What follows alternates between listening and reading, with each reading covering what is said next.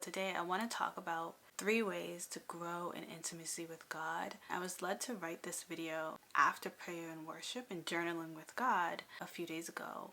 I just started hearing him speak, and so this is just straight from the Holy Spirit. But as always, take these back to God and unpack it with him. But without further ado, let's get into it.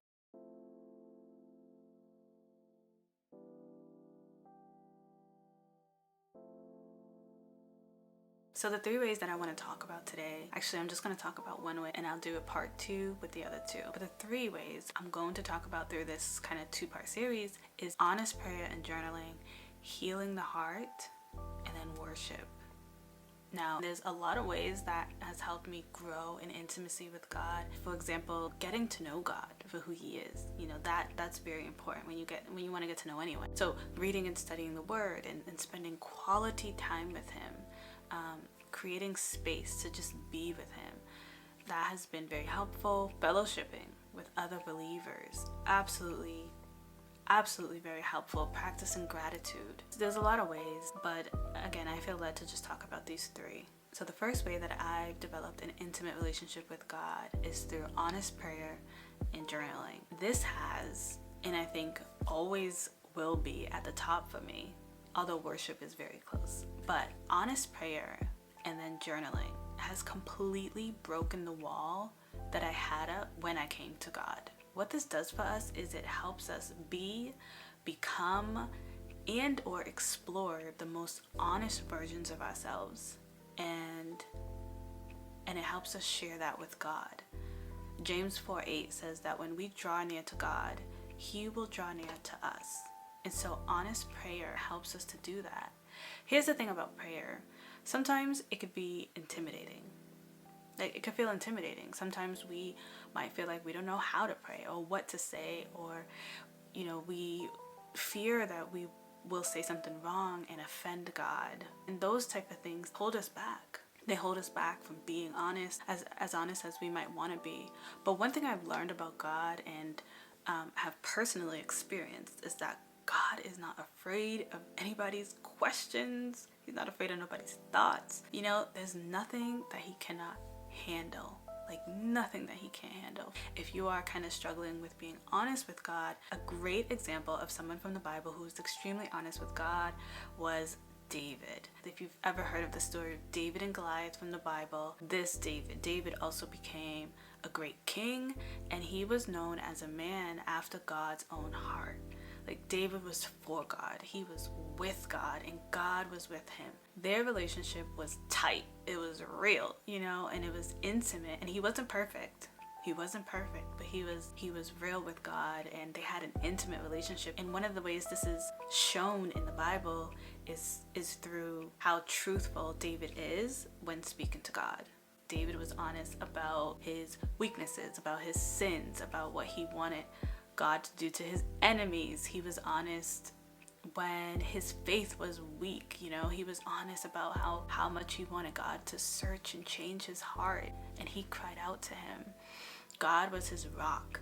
He was his rock. No matter what he did or what he was going through in his life, he expressed his innermost thoughts to God, and he trusted God with all of it.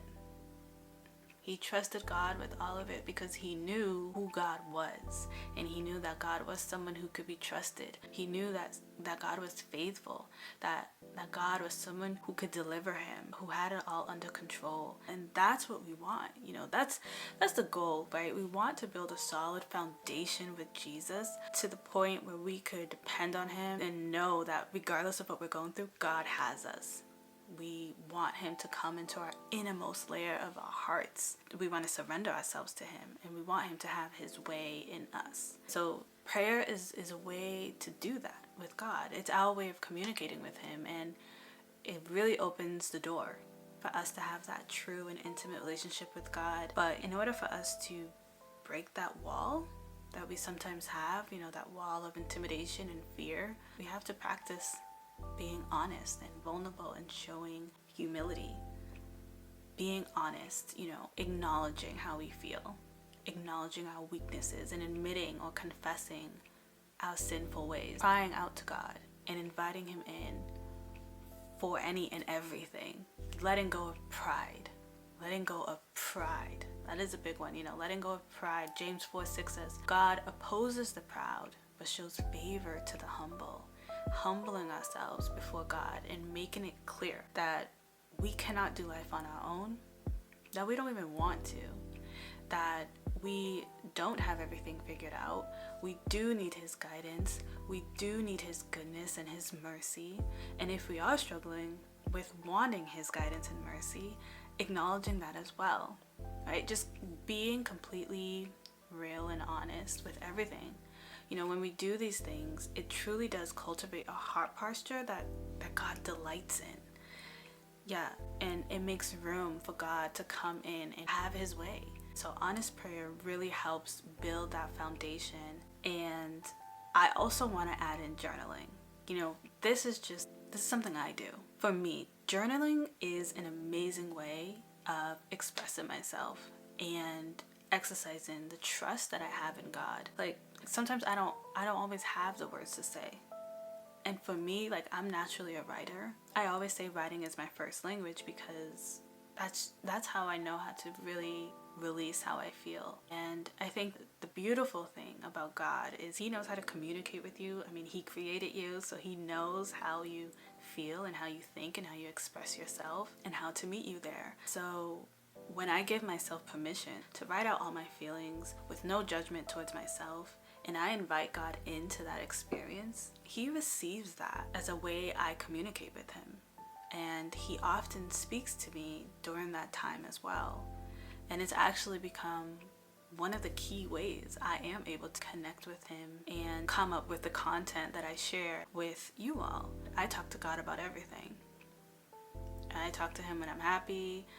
I talk to Him when I'm sad, when I don't know how I feel. Some other really specific things that I'm very honest about are my deepest thoughts, my fears, my desires, my struggles, and even my unbeliefs. I pray for other people. I pray for the world. I pray for the things that's happening in this world. I let Him know what's going on in my life. I let Him know when I'm feeling some type of way about somebody. I confess my sins and I let Him know that I desire to change. I explore those things completely with God because I know His mercies are new every morning. I know that when I acknowledge these things, then He can do something with it. And I know what He has done with them in the past. The more open we are with God, the more it exercises our willingness to trust Him and lean on Him. And that makes room for Him to come in and take what we give and turn it into something beautiful. No matter how messed up we think it is, He does, God will find a way to heal and transform us when we're honest, to sanctify us, to comfort us, to guide us, to help us grow, and to give us peace. But we have to be honest and, come to Him with that repentant and open heart. So if you start getting into the habit of journaling and reflecting with God, I journal and then I pray. But, you could even write out prayers as well, But if you start getting into the habit of doing that, I do believe it can help you become more self-aware, more in tune with yourself. It can help with growth and processing emotions.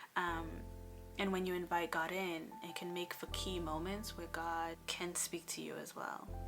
It's really about connecting to God through our words and thoughts and actions. I want to finish up with this. So one of my reoccurring prayers is praying to God for self-awareness, for humility, and the openness to be taught by the Holy Spirit and by people.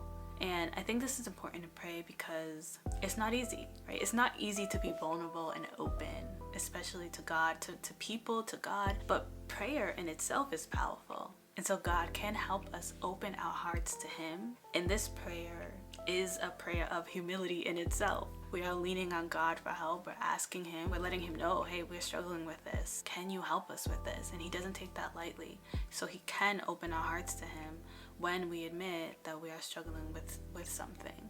And then the second part of the prayer, where I pray that I can have openness and the humility to be taught from people, is because, we all have blind spots that we're not able to see. And sometimes God sends people to reveal those blind spots to us.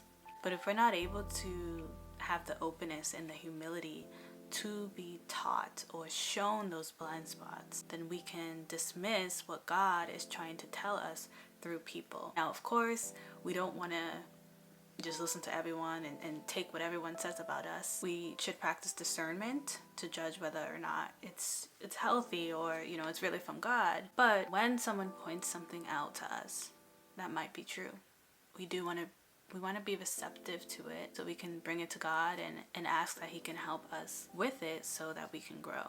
That was quite a long video. Thank you guys for watching. I do pray that it was helpful to you guys. Comment down below if this was helpful. Like and subscribe to this channel, and stay tuned for part 2. I'll see you guys next time.